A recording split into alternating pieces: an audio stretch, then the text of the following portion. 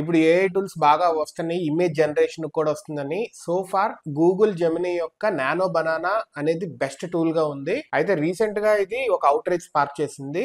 దేని మూలంగా దీని క్యాపబిలిటీ చూసి ఆనందపడాలో, బాధపడాలో, భయపడాలో అర్థం కావట్లేదు. ఏమైందంటే ఒక స్టూడెంట్ ఒక mathematical problem hand written mathematical problem photo తీస్తే మొత్తము సొల్యూషన్ చేసి యూజర్ హ్యాండ్ రిటర్న్ లోనే సొల్యూషన్ మొత్తం తయారు చేసి ప్రింట్ లాగా ఇచ్చింది, ఫోటో ఇచ్చింది బేసికల్లీ. సో అందరూ అక్కడ కామెంట్స్ ఏం పెడుతున్నారంటే, జనాలు ఎవరు హోంవర్క్స్ అంటూ చేయరు, నేర్చుకోరు ఇక స్టూడెంట్స్ అనేవాళ్ళు ఏఐ మీద డిపెండ్ అయిపోతారు అని చెప్పి, విచ్ ఇస్ అ డేంజరస్. చాలా మంది చెప్తా ఉంటారు, ఎంత ఏఐ వచ్చినా స్టెమ్ సబ్జెక్ట్స్ అనేవి ఏవైతే ఉన్నాయో, stem subjects science, technology, maths, economics, ఇవి బేసిక్స్ బేసికల్లీ. ఇవి నేర్చుకోకపోతే మాత్రం లాంగ్ టర్మ్ లో మొత్తము యువత మొత్తం ప్రాబ్లమాటిక్, ఒక బ్యాచ్ మొత్తం ప్రాబ్లమాటిక్ గా తయారవుతుంది. And scarcity of intelligence or else intellectuals వస్తారు అని చెప్పి. సో ఖచ్చితంగా మనకి ఎక్కడైనా బ్లాకేజ్ ఉన్నా, లేకపోతే ఒక స్టేజ్ నుంచి నెక్స్ట్ స్టేజ్ కి వెళ్ళాలంటే ఏఐని దీన్ని వాడుకోవాలి. కానీ ప్రతి దాంట్లోనూ ఏఐని వాడుకుంటే మనం అవిటి వాళ్ళం అయిపోతాము. ఏఐని వాడితే మెంటల్లీ అవిటి వాళ్ళం అయిపోతాము. So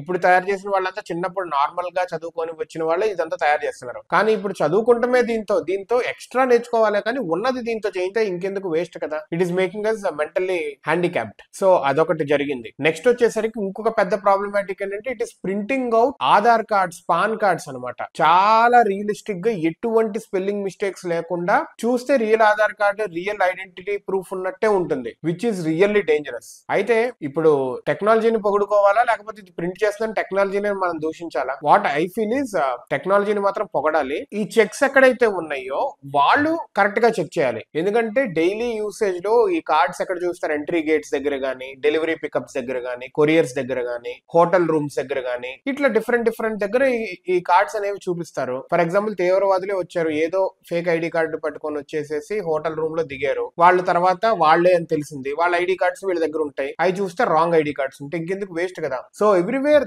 where they are checking these things, వాళ్ళకి యాక్సెసిబిలిటీ ఉండాలి. ఆధార్ కార్డ్ నంబర్ చూసిన తర్వాత వాళ్ళు ఎంటర్ చేస్తే అది కరెక్టా రాంగ్ అనే సిస్టమ్ మన గవర్నమెంట్ తీసుకురాగలగాలి. సో అది ఇట్లాంటి వాళ్ళు మిగతా ఎవరైతే యూటిలైజ్ చేసుకుంటారో వాళ్ళకి ఛార్జ్ కైనా నాన్ ఛార్జ్ కైనా కానీ అవైలబిలిటీకి పెట్టాలి. ఫర్ ఎగ్జాంపుల్ యాక్చువల్లీ ఛార్జ్ కి ఇవ్వాలి, ఎందుకంటే లేకపోతే ప్రతి ఒక్కళ్ళు చెక్ చేస్తారు కదా, ఏదో ఒక ర్యాండమ్ నంబర్స్ యూజ్ చేసి. ఈ సిస్టమ్ అనేది రావాలి అండ్ చాలా జాగ్రత్తగా వాడాలి. ఎందుకంటే సెక్యూరిటీ చెక్స్ ఇట్లాంటివి ఫెయిల్ అయ్యి కనుక పెద్ద బ్లాస్ట్స్ లాంటివి ఇప్పుడు జరుగుతుంది, అట్లాంటి వాటికి వీటిని ఖచ్చితంగా వాడతారు. యూజ్ కంటే మిస్యూజ్ కే ఎక్కువ వాడుతూ ఉంటారు. డెవలప్మెంట్ కంటే ఈ టెర్రరిస్ట్ ఇట్లాంటి వాళ్ళు ఎక్కువ ఈ టెక్నాలజీని ఎక్కువ వాడుతూ ఉన్నారు బేసికలీ. సో వీళ్ళు గూగుల్ వాళ్ళు ఏమంటున్నారంటే, ఇట్లాంటి ఐడి ఏవైతే ఇమేజెస్ జనరేట్ చేస్తున్నామో దాంట్లో మేము ఒక ఐడిని ఇన్కార్పొరేట్ చేస్తున్నాము, సో దట్ గూగుల్ ఏఐకి ఇస్తే అది మళ్ళీ చెప్తుంది ఇది గూగుల్ జనరేటెడ్ దా కాదా అని చెప్పి. కానీ మిగతా టెక్నాలజీస్ ఏమంటున్నారంటే, దీన్ని నార్మల్ ఎడిటింగ్ టూల్స్ పెట్టి తీసేసేయచ్చు, this is not a right కొలమానం అని చెప్పి అంటున్నారు. So people use AI wherever it is useful,